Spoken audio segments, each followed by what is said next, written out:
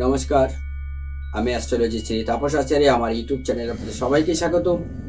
2024 April মাস সিংহ রাশির জাতক বা জাতিকাদের ভাগ্যফল কি বলেছে, আজকে সেই নিয়ে আপনাদের সাথে আলোচনা করব। 2024 এপ্রিল মাস সিংহ রাশির যিনি অধিপতি গ্রহ হলেন সূর্যদেব।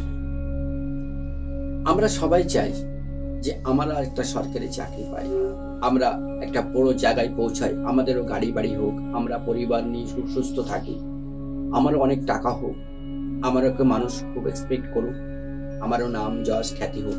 সিংহ রাশির জাতিরা কিন্তু এটা বেসিক্যালি সারা জীবন চাই যে আমি সবার সেরা। তার কারণ রবি তো সবার সেরা, কিন্তু সেই এনার্জিটা ওদের ভিতরে কিন্তু গ্রো।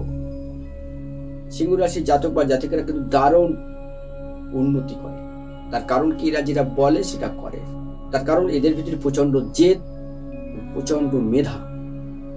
আমরা সবাই চাই অর্থ, বৈভব, কেরিয়ার, সুস্থ পরিবার, কে না চাই বলুন। কিন্তু আমাদের বাধা হয়ে দাঁড়ায় কোথায় জানেন? কারণ আমার যে ইষ্ট দেবতা তাকে বাদ দিয়ে যদি আমি অন্য দেবতাকে পুষি, তাহলে কিন্তু সেখানে আমার বাধা। কারণ আপনার জামা অন্য লোকে যদি পরে, সে কিন্তু কমফোর্টেবল ফিল করতে পারবে না।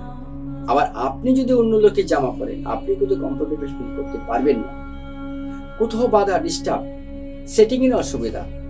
সেক্ষেত্রে যারা সিংহ রাশির জাতক বা জাতিকারা, আপনারা ভগবান গণেশজিকে পুজো করুন, দেখবেন আপনাদের জীবনে কিন্তু উন্নত শিখরে উঠবেন। আপনারা পরীক্ষা করে দেখুন, আপনারা ভগবান শ্রী গণেশকে পুজো করুন, জীবনে উন্নতির শিহরে উঠবেন, মিরাক্কেল পরিবর্তন আসবে আপনার জীবনে।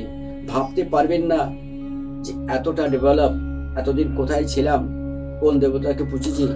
একটা বাড়িতে 40টা দেবতা রাখবেন না, তাতে কি হয়?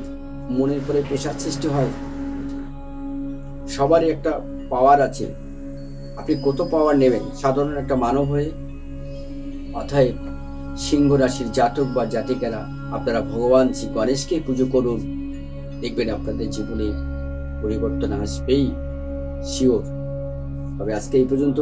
সবাই ভালো থাকুন, সুস্থ থাকুন। নমস্কার।